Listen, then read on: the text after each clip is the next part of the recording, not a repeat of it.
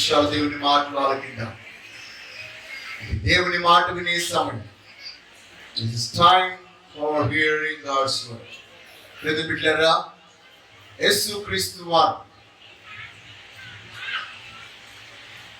అనేకమైన సందర్భాల్లో ఎక్కువ శాతమైన భూమి మీద ఉన్నప్పుడు బోధిస్తూ వచ్చాడు. ఆ కొండ మీద ఆశీర్వాదాల ప్రసంగముతో ప్రారంభించి మరలా కలువరి కొండ మీద వెళ్ళేంత వరకు ఆయన తన ఉన్నతమైనటువంటి మాటలను ప్రజలకు అందిస్తూనే ఉన్నాడు. ఆయన మాట ద్వారా స్వస్థతలు పొందారు. ఆయన మాట ద్వారా దయ్యాలు వెళ్ళగొట్టబడ్డాయి. ఆయన మాట ద్వారా ప్రకృతి శాసించబడింది. ఆయన మాట ద్వారా నీళ్లు సహితం ద్రాక్షారసం అయిపోయాయి. ఆయన మాట ద్వారా 5 రొట్టెలు 2 చిన్న చేపలు 5,000 మంది ఒకసారి, అలాగే 4,000 మంది మరొకసారి వారు భుజించారు. ఈ విధముగా ఆయన మాట ద్వారా ఎన్నో అద్భుతాలు చేశాడు. ఈ సృష్టి యావత్తును కూడా మాట ద్వారా కలుగును గాక అని ఆయన పలుకుట ద్వారా సమస్తమును కలిగి ఉన్నాయి. దేవునికి స్తోత్రం కలుగునుగా. హల్లెలూయా. ఈ రోజు మనందరము కూడా ఆ పరిశుద్ధ దేవుని సముఖంలో ఒక ప్రత్యేకమైన మాటలు వినడానికి వచ్చాం. దేవునిలారా, మనము ఒక వ్యక్తి సంతోషంగా ఉన్నప్పుడు, ఒక వ్యక్తి అభిషేకముతో ఉన్నప్పుడు, ఒక వ్యక్తి తన జీవితంలో ఏదైనా పొందుకున్నప్పుడు తన మాటల్లో ఒక రకమైన ఆనందం, శక్తి కనబడుతుంది. కానీ అదే వ్యక్తి భయంకరమైన శోధన గుండా, శ్రమల గుండా, మరణము గుండా వెళ్ళినప్పుడు మన నోట మాటలు అనేవి రావు.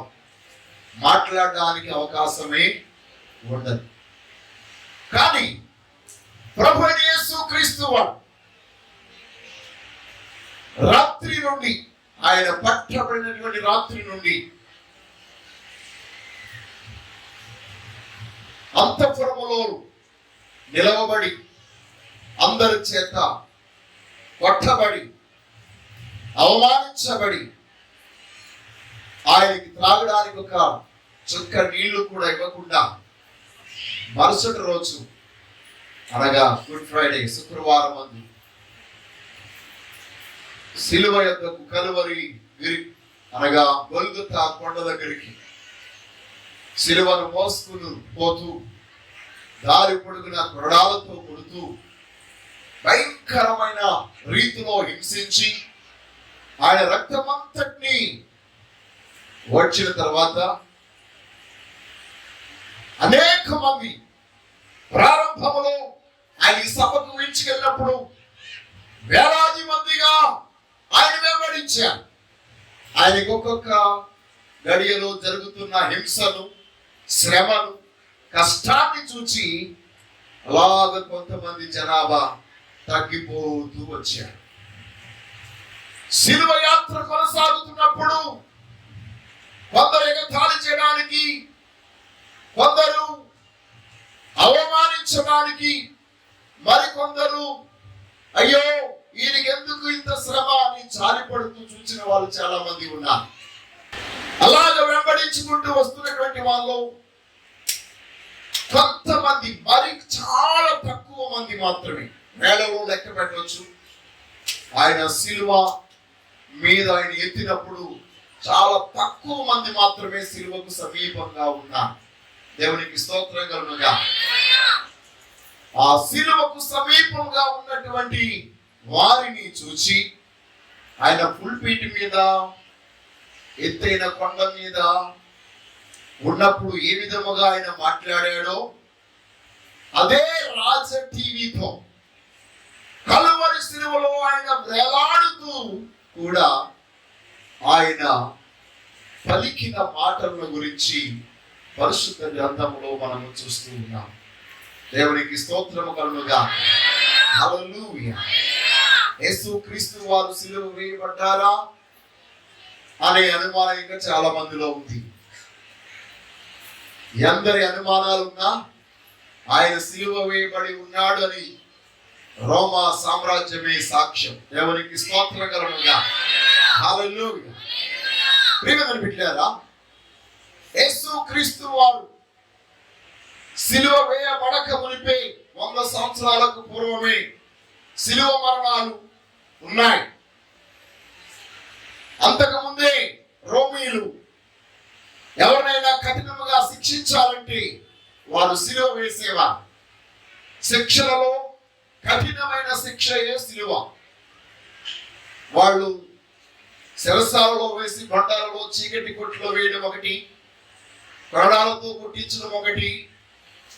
ఇక భయంకరమైనటువంటి నేరస్తులకైతే లేక వారికి రాజ్యానికి వ్యతిరేకంగా ఉన్న వారికైతే సిలువ మరణాన్ని వేసేవారు. అంతకుముందు ఎంతో మంది చనిపోయారు. వారి యొక్క సిలువలకి ఏ విలువ లేదు, రాలేదు. ప్రియమైన బిడ్డలారా, ఒక వ్యక్తిని అవమానించడానికి, ఒక వ్యక్తికి ఏ మాత్రము కూడా అవకాశము లేకుండా, మరణము నుండి తప్పించుకోవడానికి వీలు లేకుండా ఉండడానికి సిలువను వారు కనుగొన్నారు. సిలువ శాపగ్రస్తమైనది, సిలువ అవమానకరమైనది, సిలువ పాప సంబంధమైనటువంటిది, సిలువ ఘోరాతి ఘోరమైన మరణకరమైనది. వారు సిలువను కనిపెట్టిన దేని బట్టి ఒక వ్యక్తి యొక్క జీవితాన్ని, చరిత్రను ముగించి వేయడానికి. దేవునికి స్తోత్రం కలుగుగా. ప్రియమైన బిడ్డలారా, రోమీయులు తమ కలలో కూడా అనుకోలేదు యేసుక్రీస్తు వారిని సిలువ వేస్తే ఇంత గొప్ప ఉజ్జీవం వస్తుంది అని వారికి తెలుసుంటే గనక వారు సిలువ వేస్తుంటే వారి వాళ్ళు సిలువ వేసిందంటే లోకమంతా ఆయన వెనక వెళ్ళిపోతుంది, ఆయన సిలువ వేసి చంపేస్తే ఇక ఎవ్వరు కూడా ఆయన వెంబడించరు అనుకుని రోమీయులు సిలువ వేయడానికి వారు పన్నాగం పడ్డారు. అసలు రోమీయులు సిలువ వేయడానికి గల కారణం ఏంటంటే యూదులే ప్రభువాన్ని అప్పగించి సిలువ వేయాలని వారు నినాదము చేశారు. ప్రియమైన వాళ్ళారా, ఏ యొక్క యూదులైతే, ఏ యొక్క రోమీయులైతే యేసయ్యను నాశనము చేయాలని వారు సిలువకు అప్పగించారు, చంపాలని సిలువకు అప్పగించినారు, ఆ యొక్క సిలువే ఈనాడు యావత్ ప్రపంచములో జయించిన జయధ్వజముగా నిలబెట్టబడింది. దేవునికి స్తోత్రము కలుగుగా. హల్లెలూయా. సిలువ ధ్వజం. సాతాను సంబరపడిపోయాడు, యేసయ్యను సిలువలో చంపేస్తున్నాం అనుకున్నాడు. కానీ యేసయ్య సిలువలో ఆయన చచ్చిపోలేదు, కానీ ఆయన మరణమును చంపాడు, పాపాన్ని చంపేశాడు, శాపాన్ని చంపేశాడు, సాతాను యొక్క కోరలను ఆయన పీకి పారేసి చంపేశాడు, సాతాను యొక్క అధికారాన్ని నిర్వీర్యం చేశాడు. ఆయన ఈ లోకములోనికి ఎవరికి తెలియని అదృశ్య రీతిలో ఒక ఉన్నతమైన యుద్ధమును సిలువలో ఆయన చేశాడు. దేవునికి స్తోత్రము కలుగుగా. హల్లెలూయా. కాబట్టి ఆయన యొక్క సిలువ మరణం ఇదిగో ఈ రోజు మనందరినీ ఆయన సన్నిధిలో కూర్చుండి ఆయన ఆరాధించే ఆరాధికులుగా చేసింది. దేవునికి స్తోత్రం కలుగుగా.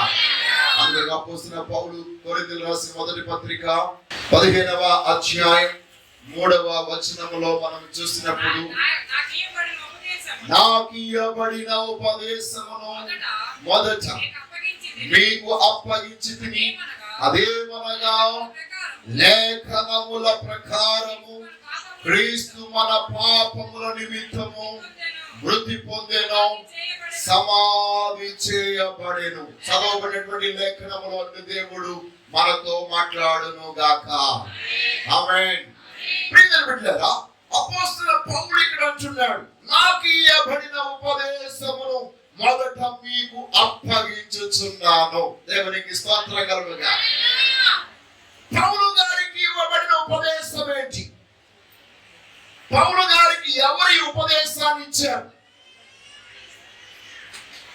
ఏ అపోస్తలుడు పౌలు గారికి ఉపదేశాన్ని ఇవ్వలేదు.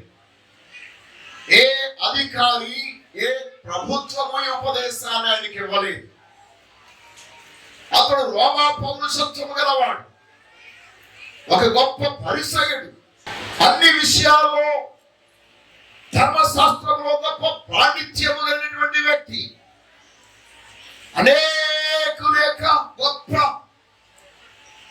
బోధకుల దగ్గర ఉపదేశము పొందినవాడు.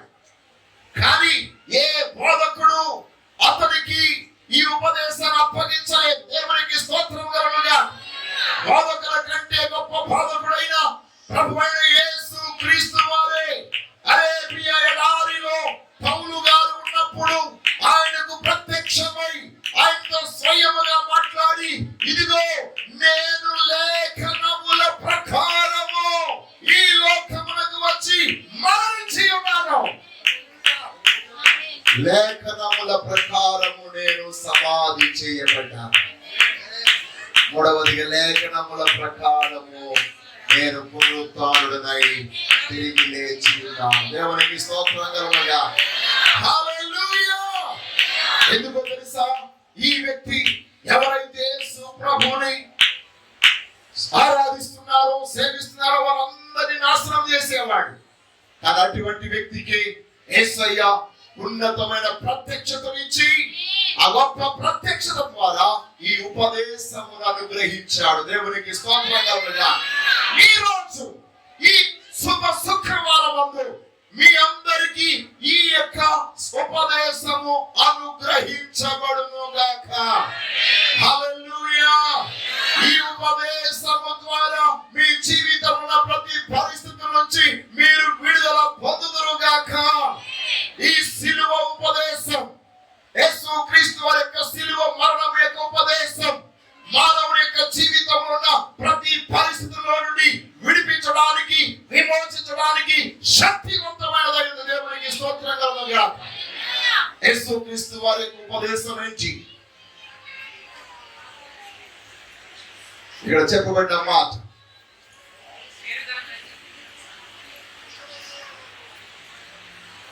క్రీస్తు మన పాపముల నిమిత్తము మృతి పొందేది. దేవునికి స్తోత్రం.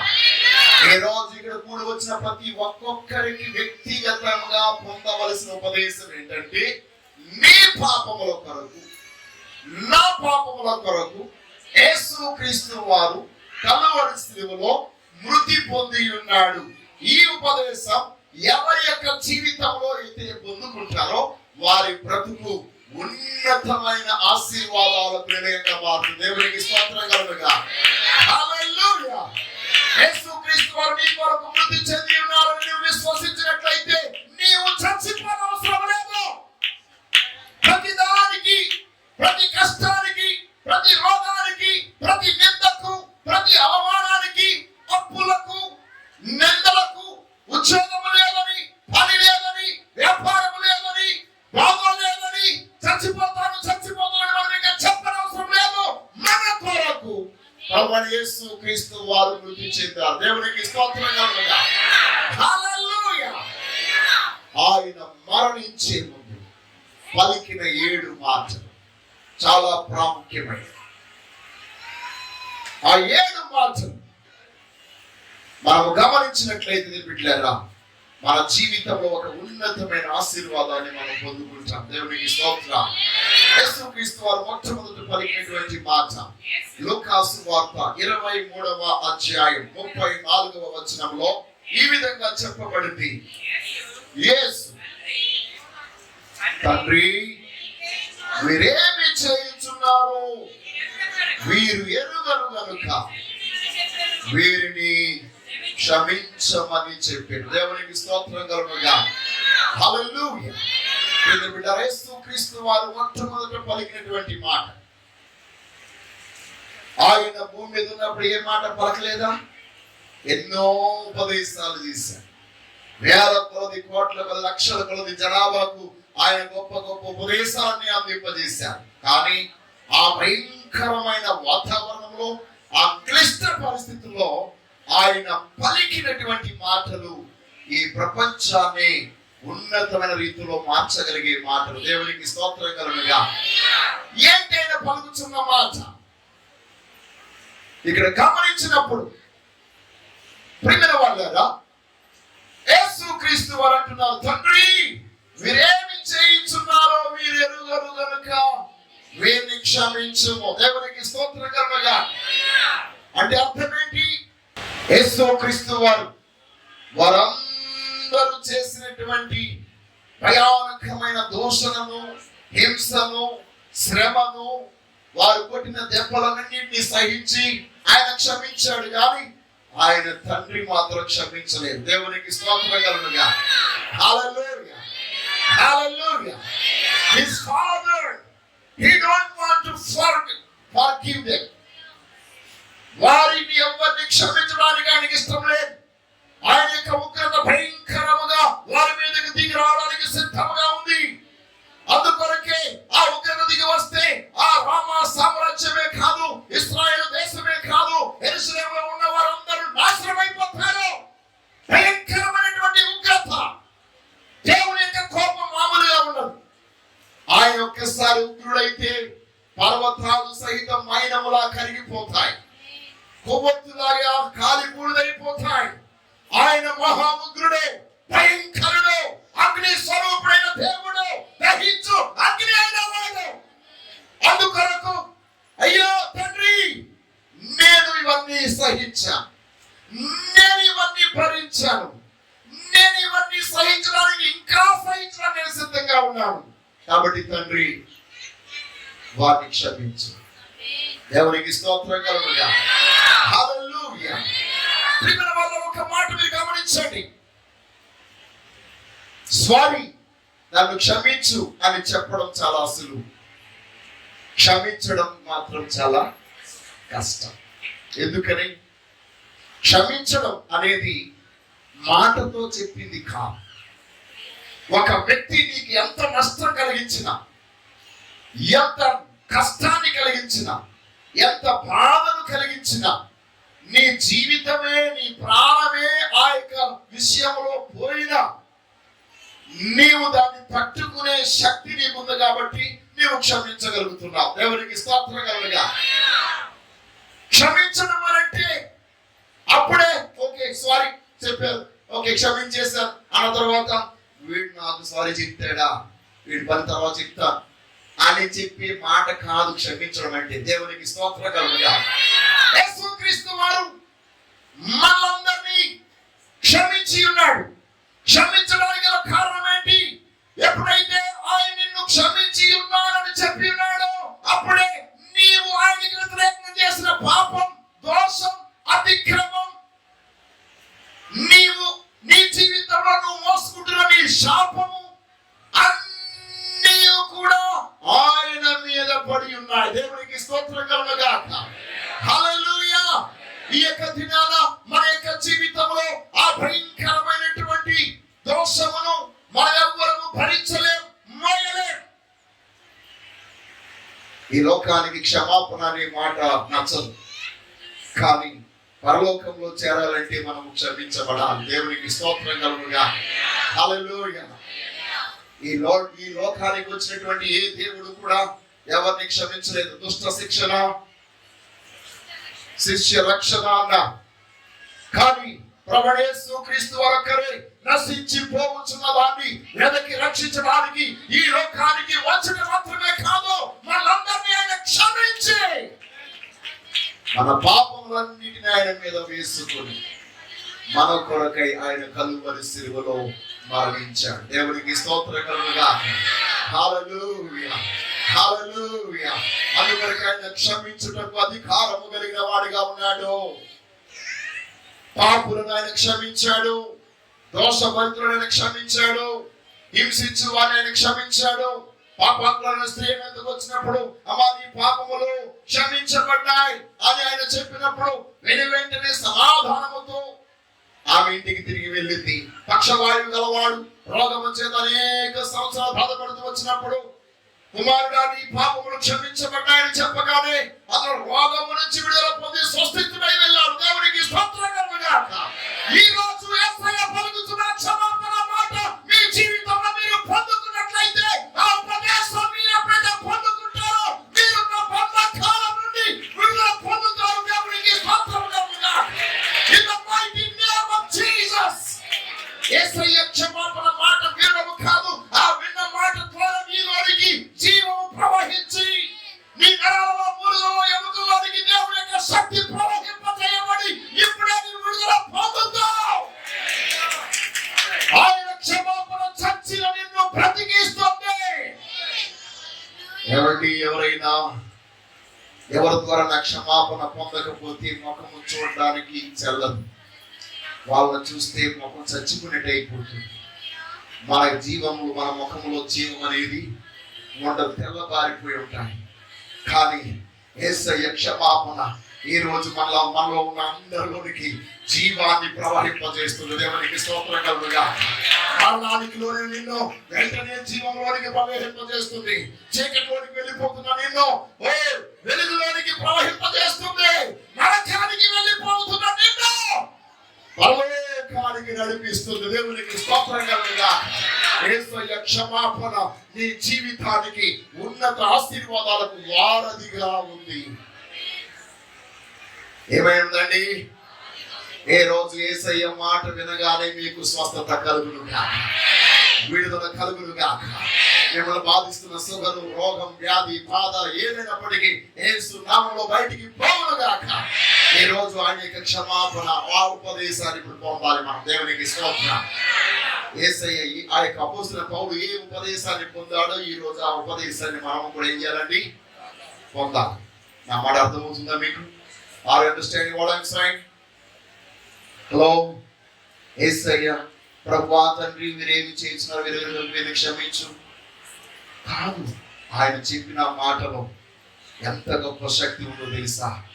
ఒక్కసారి మీకు ఉందో లేదో, మీకు ఎవరైనా ఒక 10 లక్షలు ఎగ్గొట్టి ఏమండి మిమ్మల్ని బాగా ఎగ్గొట్టడమే కాదు బాగా నిందించి అవమానపరిచి ఇంకా మిమ్మల్ని కొట్టి ఆ తర్వాత మమ్మల్ని క్షమించండి సారీ అని చెప్పారనుకోండి, మీరు చెప్పగలరా? గుండె ఎలా ఉంటుంది? బగ బగ బగ బగ బగ మండిపోతుంది. అవునట్టు కదండి. ఎప్పుడు కనబడుతాడా దొరుకుతాడా చంపేద్దామన్నంతగా ఉంటుంది కదండి. కానీ ఒక వ్యక్తి యొక్క క్షమాపణ అనేక కుటుంబాలను బ్రతికిస్తుంది. దేవునికి స్తోత్రం. హల్లెలూయా.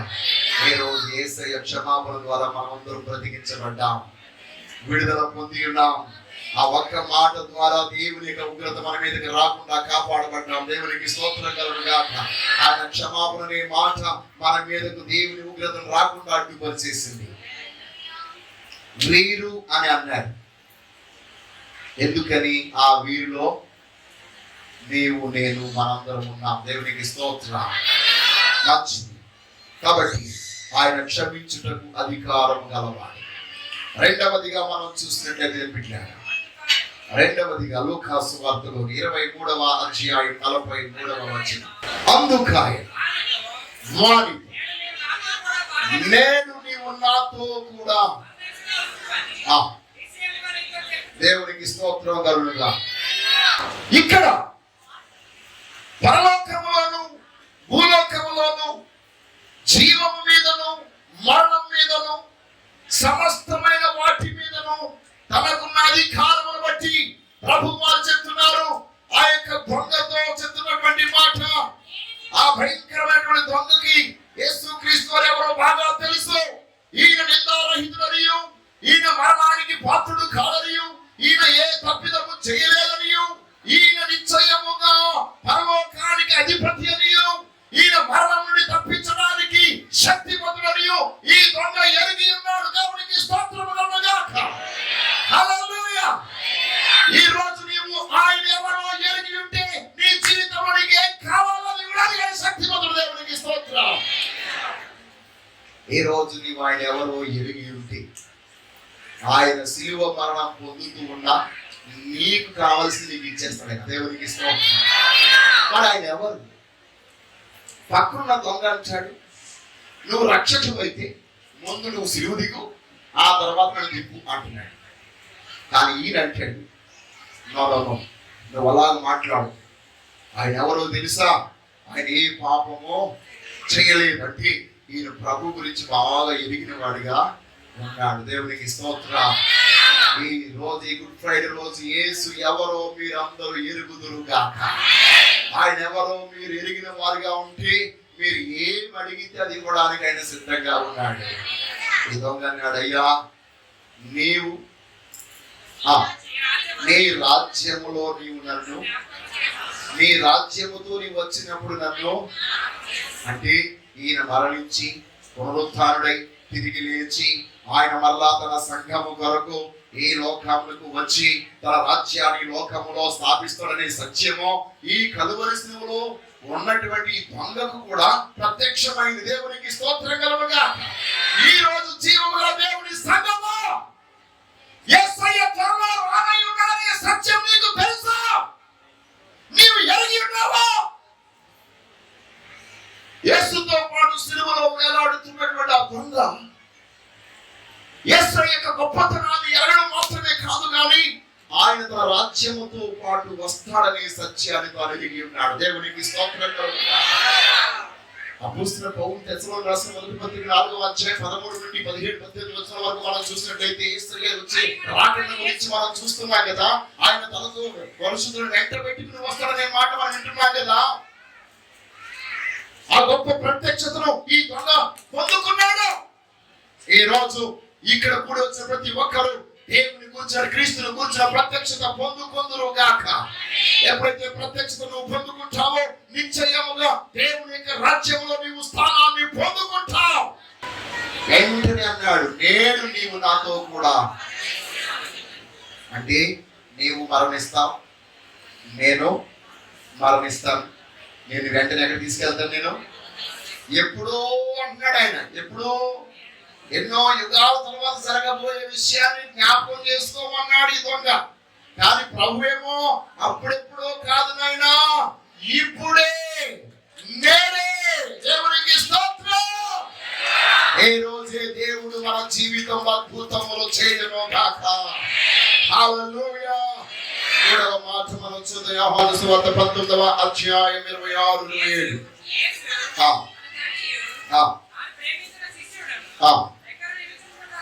చూచి, అమ్మా ఇదిగో నీ కుమారుడని తన తల్లితో చెప్పాడు. తర్వాత శిష్యుని చూచి, ఇదిగో నీ తల్లి అని చెప్పాడు. దేవునికి స్తోత్రం కలుగుగా. హల్లెలూయా. ప్రియమైన పిల్లారా, యేసుక్రీస్తు వారు సిలువలో పలికిన 3వ మాట. ఆయన అంత అద్భుతమైనటువంటి దేవుడు. ఆయన నిన్ను కనిన తల్లైన నిన్ను మరిచిన మరవచ్చేమో గాని నేను నిన్ను మరువనని చెప్పిన దేవుడు. నేను నిన్ను మరువను అని సెలవిచ్చిన ఆ మహాదేవుడు కలువరి శిలువలో వేలాడుచున్నప్పుడు తాను శిలువ మరణము పొందితే ఆయన పునరుత్థానం తిరిగి లేస్తాడని తెలుసు. కానీ ఆయన లేచిన తర్వాత ఈ మీద ఎక్కువ రోజులు ఉండడు గనుక తన తల్లిని గాని తాను ప్రేమించిన శిష్యుని గాని ఒంటరిగా విడిచిపెట్టడానికి ఆయన ఇష్టపడలేదు కనుక ఆయన బాంధవ్యాలను, జీవిత బాంధవ్యాల యొక్క విలువను ఎరిగిన వాడు కనుక ఆయన అన్నాడు, అమ్మా ఇదిగో నీ కుమారుడు. ప్రియుడైన శిష్యుని చూసి, కుమారుడా ఇదిగో నీ తల్లి. దేవునికి స్తోత్రం కలుగుగా. ఈ మాట వినుచున్న ప్రతి ఒక్కరి యొక్క జీవితాల్లో మీరు పోగొట్టుకున్న, దూరం చేసుకున్న మీ కుమారులు మీ చెంతకు చేరును గాక, మీ కుమార్తెలు మీ చెంతకు చేరును గాక, మీ తల్లులు మీ చెంతకు చేరును గాక, మీ తండ్రులు మీ చెంతకు చేరును గాక. దేవునికి స్తోత్రం కలుగుగా. యేసు శక్తివంతమైన నామములో మన కుటుంబాల్లో తిరిగి మళ్ళా ఉన్నతమైన బాంధవ్యాలు కట్టబడును గాక. భార్య భర్త మీద గౌరవం ఉండను గాక, భర్తకు భార్య మీద గౌరవం ఉండను గాక, తల్లిదండ్రులకు పిల్లల మీద గౌరవం ఉండను గాక, పిల్లలకు తల్లిదండ్రుల మీద గౌరవం గాక. ఆ యొక్క పండుల యొక్క హృదయం బిడ్డల తట్టుకును, బిడ్డల యొక్క హృదయం పండుల తట్టుకును తిప్పగలిగే పరిశుద్ధాత్మ దేవుడు ఇప్పుడు ఈ 3వ మాట ద్వారా మన మధ్య పని చేయను గాక. హల్లెలూయా. ఈ రోజు మనమందరం ఎవరి ఊటికి వాళ్ళు విభజించుకు వెళ్ళిపోతే మా యొక్క గూడు బలహీనమైపోతుంది. అందరం కలిసి మీ గృహాలు కట్టుకున్నప్పుడు అది అంతఃపురం అవుతుంది. దేవునికి స్తోత్రం కలుగుగా. హల్లెలూయా. కానీ దేవుడు ఏ రోజు ప్రతి కుటుంబం కలిసి ఉండాలని ఆయన సిలువలో పలికిన మాట. దేవునికి స్తోత్రం కలుగుగా. ప్రతి ఒక్కరూ వారి వారి యొక్క బాధ్యతలు నిర్వర్తించుదురుగాక. 4వదిగా మనం చూసినట్లయితే మార్కు సువార్త 15వ అధ్యాయం 34వ వచనం. 3 గంటలకు యేసు ఏలోయి ఏలోయి లామా సబక్తాని బిగ్గరగా కేకలు వేశాడు. ఆ మాట, నా దేవా నా దేవా నన్నెందుకు చేయి విడిచితివని అర్థం. ఇదే మాట మత్తయి సువార్త 27:46. ఇంచుమించు 3 గంటల యేసు ఏలీ ఏలీ లామా సబక్తాని బిగ్గరగా కేక వేశాడు. ఆ మాట, నా దేవా నా దేవా నన్నెందుకు చేయి విడిచితివని అర్థం. ఇక్కడ మనం చూసినట్లయితే బిడ్డగా ఈ 2 సువార్తలలో కూడా యాక్చువల్ గా యేసు క్రీస్తు వారు పలికిన 7 మాటలు కూడా 4 సువార్తల్లో కూడా ఉన్నాయి. మత్తయి, మార్కు, లూకా, యోహాను. అయితే ఈ సువార్తలో చెప్పబడినటువంటి యేసయ్య పలికిన మాట మార్కు సువార్తలోను మత్తయి సువార్తలో కూడా ఇంచుమించు 3 గంటల సమయం అనే మాట చూస్తున్నాం. దేవునికి స్తోత్రం. మంచిది. 4వ మాటకు వద్దాం. నా దేవా నా దేవా నన్నేలా చేయి విడిచితివి. బిడ్డలారా, ఎందుకు యేసు ప్రభు ఆయనే దేవుడు కదా, ఆయనే రక్షకుడు కదా, ఆయనే విమోచకుడు కదా, ఆయన ఏమైనా చేయగలవాడు కదా, మరి ఎందుకు ఆయన శిలువ మరణం పొందాడు అని చాలా మంది బుద్ధిహీనులు ప్రశ్నిస్తూ ఉంటారు. ఆయన శిలువ మరణం పొందకపోతే మనకి పాప క్షమాపణ లేదు. అంతేకాదు, మరి ఇక్కడేంటి, నా దేవా నా దేవా నన్నేలా చేయి విడిచితివి. ప్రియమైన బిడ్డలారా, మీరు గమనించండి, పరలోకము నుండి దిగి వచ్చినటువంటి దేవుని కుమారుడు యేసు క్రీస్తు ఈ లోకములోనికి వచ్చి ఎప్పుడైతే తండ్రి వీరేమి చేయుచున్నారో వీరు ఎరుగరు గనుక వీరిని క్షమించు అని అన్నాడు, అప్పుడే ఈ లోకములో ఉన్న వారందరి పాపములు యేసయ్య మీదకి వచ్చేసాయి. దేవునికి స్తోత్రం కలుగుగా. హల్లెలూయా. పాత నిబంధన గ్రంథంలో గొర్రెపిల్ల, ఏ గొర్రెపిల్ల అయితే వధిస్తారో ఆ గొర్రెపిల్ల మీద కుటుంబస్తులు అందరూ ఏం చేయాలి, తమ చేతులు ఉంచాలి. కానీ లోక పాపములను మోసుకుని పోవు గొర్రెపిల్లని యేసుక్రీస్తు వారు మనం ఆయన మీద చేతులు ఉంచట్లేదు, కానీ ఆయనే మనందరినీ తన మీద అనగా మనందరి పాప భారం ఆయన మీద వేసుకున్నాడు. దేవునికి స్తోత్రం కలుగుగా. ఆయన అందుకొరకు లోక పాపములను మోసుకొని పోవు దేవుని గొర్రెపిల్ల అయ్యాడు. ప్రియమైన వారు, ఈ పాపం ఎప్పుడైతే ఆయన మీదకు దిగి వచ్చిందో, దేవుడు పరిశుద్ధుడు, ఆయన గొప్ప పరిశుద్ధుడు.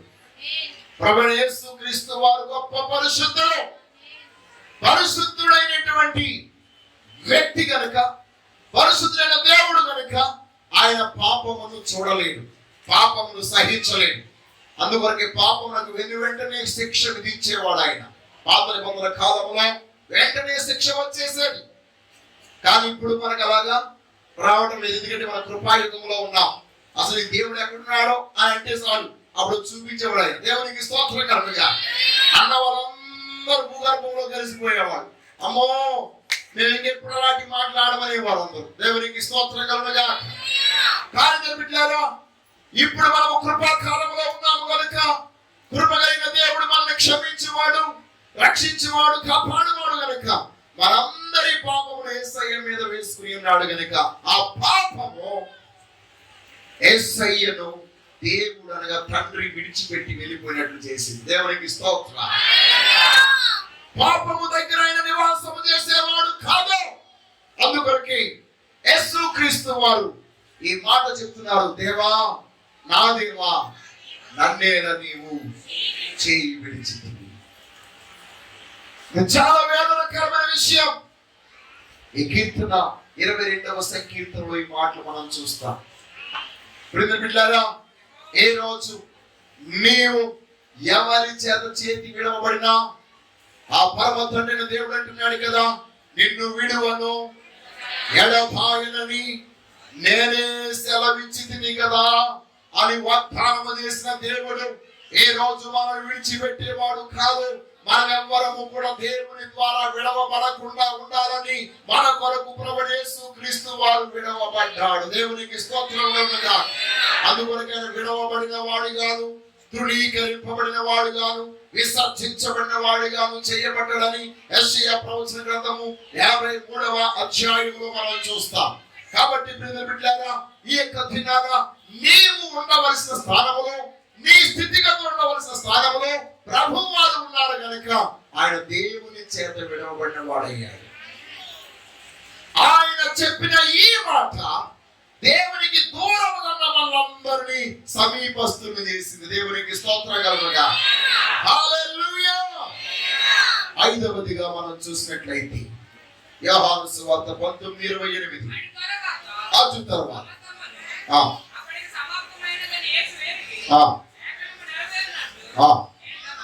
నేను తప్పికొనుచున్నాను. దేవునికి స్తోత్రం కలుగుగా. హల్లెలూయా. ఆయన తప్పికొనడం ఏంటండి? ఏంటి నీకున్న తప్పిక? ఈయన అన్నాడు కదా, సమరయ స్త్రీతో ఏం చెప్పారైనా, అమ్మా నీవిచ్చే నీళ్లు త్రాగితే మళ్ళా తప్పికొంటారు, నేనిచ్చి నీళ్లు త్రాగువాడు ఎన్నడూ తప్పికొనడు, అవి వాడి కడుపులో ఊరేడు నీటి కుక్కగా ఉండును అన్నాడు కదా. ఆయన అలాంటి జీవజల నదులని మనకు అనుగ్రహించిన దేవుడు కదా. మరి ఇప్పుడు ఆయన తప్పికొనడం ఏంటమ్మా? బిడ్డలారా, ఈ యొక్క దినాన ఆయన తప్పికర్త మనమందరము రక్షించబడాలి. దేవునికి స్తోత్రం. మనమందరము కూడా ఆయన యొక్క ఉన్నతమైన రక్షణ భాగ్యాన్ని పొందుకుని రక్షణ భావులలో ఉన్నటువంటి ఆ నీళ్లను చేదుకుని ఆ గొప్ప దేవుని మహిమపరచాలని ఆ గొప్ప దేవుడు మనందరినీ రక్షించడం కొరకు కలువరి శిలువలో ఆయన అంటున్నాడు, నేను తప్పికొని ఉన్నాను. స్వయంగా ఆయన చెప్పిన మాట, నేను జీవాహారమై ఉన్నాను, నేనే జీవ జలమై ఉన్నాను అని స్వయంగా చెప్పాడు. నేనే మార్గము, నేనే జీవము, నేనే సత్యమని ఆయన చెప్పినటువంటి ఆ మాటలన్నిటి బట్టి మనం చూసినప్పుడు ఇప్పుడు ఆయన తప్పికొన్న కారణం మనందరి తప్పిక తీర్చుటకు. ప్రియమైన బిడ్డలారా, ఒక వ్యక్తికి ఎప్పుడు తప్పిక వస్తుంది? సొమ్మసిల్లిపోయినప్పుడు, ఎండ దెబ్బ తగిలినప్పుడు, షాకింగ్ న్యూస్ విన్నప్పుడు. అవునట కదండి. ఇప్పుడు అకస్మాత్తుగా మీరు బాగానే ఉన్నారు ఇప్పుడు, కానీ మీకు మీరెవరో ఎవరికో ఒక 4 లక్షలు 5 లక్షలు ఇవ్వాలి. వెంటనే వచ్చి నాకు ఇప్పుడు ఇస్తావా ఇవ్వాలన్నారు. వెంటనే మీ నోరు ఎండిపోదు. దేవునికి స్తోత్రం. అవునంటారు కాదండి, ఎండిపోతా ఏది చెప్పండి. వెంటనే మీ అమ్మాయితో లేదా మీ అబ్బాయితో, అమ్మ నన్ను గ్లాస్ నుంచి పెట్టడం చెట్టుగా నోరు పెడుచుకిచ్చిపోతుంది, పెడుసు కట్టిపోతుంది. కారణం ఏంటి? షాకింగ్. ఒక్క సడన్ గా వార్త విన్నప్పుడు మన బ్లడ్ ప్రెషర్ అంతా కూడా ఎక్కడికక్కడికి సింక్ అయిపోయి స్టక్ అయిపోవడం వల్ల మన యొక్క నాలిక పెరుసుగిట్టిపోయి నీళ్లు త్రాగాలనిపిస్తుంది. ఈ రోజు నీవు అలాంటి పరిస్థితిలో, అప్పులో ఉండి, కష్టంలో ఉండి, రోగంలో ఉండి, శ్రమలో ఉండి, నీవు ఒకవేళ సమస్యలిపోయి తప్పిక లేని స్థితిలో ఉన్నావేమో, నీ స్థానమును యేసయ్య తీసుకుని ఇదిగో నేను నీ పక్షముగా తప్పికొని ఉన్నాను. దేవునికి స్తోత్రం కలుగుగా. హల్లెలూయా. కాబట్టి ఈ రోజు మన యొక్క తప్పికలన్నీ తీర్చబడును గాక. నీ దాహము యేసు రక్తములో యేసు నామములో తొలగించబడును గాక. ఆయన మన కొరకు తప్పికొని ఉన్నాడు గనుక మనం ఏ విషయము తప్పికొని అవసరం పని లేదు. నిశ్చయముగా మన పక్షంగా కార్యము చేయడానికి ప్రభు మన మధ్య ఉన్నాడు. ఆరవదిగా మనం చూసినట్లయితే బిడ్డలారా 19వ అధ్యాయం 30వ వచనం యోహాను సువార్త. సమాప్తమైనదని చెప్పి తల వంచి ఆత్మను అప్పగించు. దేవునికి స్తోత్రం కలుగుగా. ఈ లేఖన భాగంలో మనం చూసినట్లయితే ఆదియు అంతమైన వాడు, అల్ఫా ఒమేగా, ఆరంభమును ముగింపును ఆయనే, మొదటి వాడును కడపటి వాడును ఆయనే. దేవునికి స్తోత్రం. ఆయనకున్న పేర్లండి. పరిశుద్ధ గ్రంథంలో మనం చూసినట్లయితే ఆయన సృష్టి అంతటినీ సృష్టించుట ముగించిన తర్వాత విశ్రాంతి పొందెను అని మనం చూస్తాం. ఆయన చేయవలసిన కార్యములన్నీ చేసిన తర్వాత ఆయన విశ్రాంతి పొందాడు. సర్వశక్తి కలిగినటువంటి దేవాది దేవుడైన ప్రభువు యేసు క్రీస్తు సమస్తమును సమాప్తమైన ఉన్నవని ఆయన చెప్తూ సమాప్తమాయను అని చెప్పాడు. ఏంటి సమాప్తమైంది? తండ్రి తనకు అప్పగించిన పని ఏ మాత్రము కూడా తూచా తప్పకుండా సమస్తమును సమాప్తి చేసి నెరవేర్చి ఉన్నానని చెప్పాడు. దేవునికి స్తోత్రం కలుగుగా. ఒక విషయం గమనిద్దాం. దేవుడిని ఒక కుటుంబంలో పెట్టి ఉన్నాడంటే ఆ కుటుంబ బాధ్యత అంతా నీకు అప్పగించాడు. ఆ కుటుంబంలో ఈ శ్రమలు, ఈ బాధలు, నిందలు, కష్టాలు, శోధనలు, అప్పులు ఇవన్నీ ఉంటాయని తెలుసు. మీ ఆయన గారు అప్పులు చేస్తారని నీ పూర్వ మీద పెడతాడని దేవుడు తెలుసు. వాటన్నిటినీ మీరు తీర్చాలని దేవుడికి తెలుసు.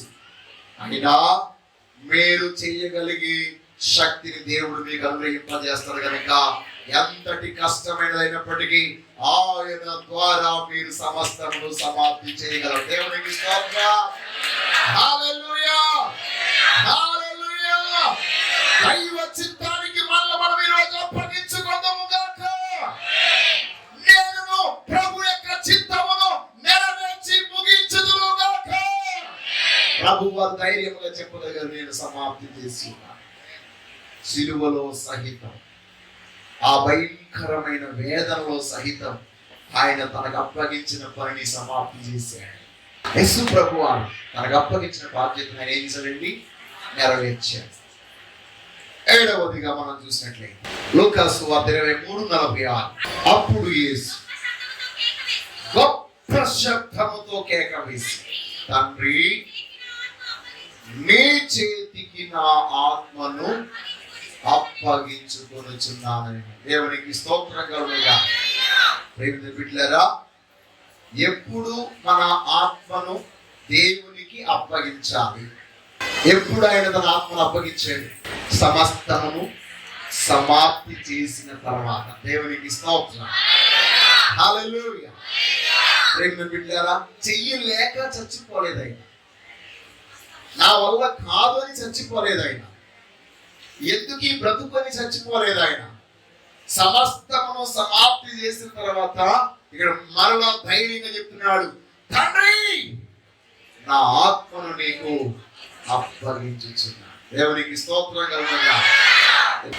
ఈరోజు నీ యొక్క జీవితంలో చిన్న కష్టం వచ్చిందని, చిన్న బాధ వచ్చిందని ఆత్మహత్య నిర్ణయం అనుకోవద్దు. సావే శరణ్యం అనుకోవద్దు. యేసు ప్రభు వారి లోకంలో ఉన్న వారందరికీ ఒక గొప్ప మాదిరి చూపించాడు. ఎంత శ్రమైనా తట్టుకోవడానికి ప్రభు మనకి శక్తిని ఇస్తాడు. దేవునికి స్తోత్రం కలుగుగా. ప్రభువైన యేసు శక్తివంతమైన నామములో ఆత్మహత్య అనే ఆత్మ ఈ ప్రాంతం నుండి తొలగిపోవును గాక. హల్లెలూయా. ప్రభు కృపను బట్టి మన సంఘంలో అలాంటిది ఏమీ లేదు. దేవుడు అలాంటి మరణానికి మన సంఘంలో అవకాశము ఇవ్వని. దుష్టుడు చాలా మందిని శోధించాడు. చాలా మందిని అక్కడ తీసుకువెళ్ళాడు. కొంతమందిని ఉరిపోయే వరకు తీసుకువెళ్ళాడు. కొంతమంది తాడు కూడా వేసుకున్నారు. ఇప్పటికి వారి మెడ మీద మచ్చలు ఉన్నాయి కానీ సావు మాత్రం వారి దగ్గర లేదు. దేవునికి స్తోత్రం. గట్టిగా చెప్పండి కొట్టండి. మన దేవుడు అంత గొప్పవాడు, మన ప్రభువు అంత గొప్పవాడు. వారి నిర్ణయం చచ్చిపోవాలి, సాతాను నిర్ణయం కూడా చచ్చిపోవాలి, చంపేయాలని. కానీ దేవుడు ఉరి కొయ్యి దగ్గర కూడా కాపాడినాడు కాదంటారా? మీకు తెలియదా? ఈ రోజు మనలో చాలా మందిని విధవరాండ్రు కాకుండా ప్రభువు కాపాడలేదా? విధవలు కాకుండా భర్తలను కాపాడలేదా? నిజం చెప్తున్నాం, సర్వశక్తి గల దేవుడు నమ్మదగిన దేవుడు. మనం ఒకవేళ కాపాడలేకపోవచ్చేమో కానీ ప్రభు మనం కాపాడుతూ వచ్చారు. దేవునికి స్తోత్రం. ఈరోజు మీరు మీ ఆత్మలను దేవునికి అప్పగించే వరకు ఈ లోకంలో బ్రతకాలి. మనం చనిపోతే మన ఆత్మను ఎవరికి అప్పగించాలి? కాబట్టి ఇప్పుడు చెప్పండి, ఆత్మహత్య చేసిన వారు పరలోకానికి వెళ్తారు, నరకానికి వెళ్తారు? అమ్మో, ఎంత స్పష్టంగా తెలిసిపోయింది మీకు. దేవునికి స్తోత్రం. హల్లెలూయా. కాబట్టి ఈ రోజు నుంచి ఆత్మహత్య అనే ఆలోచన గాని, ఆ మాట గాని, ఆ తలంపు గాని మన నోట రాకుండా ఉండునుగాక. మనము కూడా మన ఆత్మను ఎవరికి అప్పగించాలి?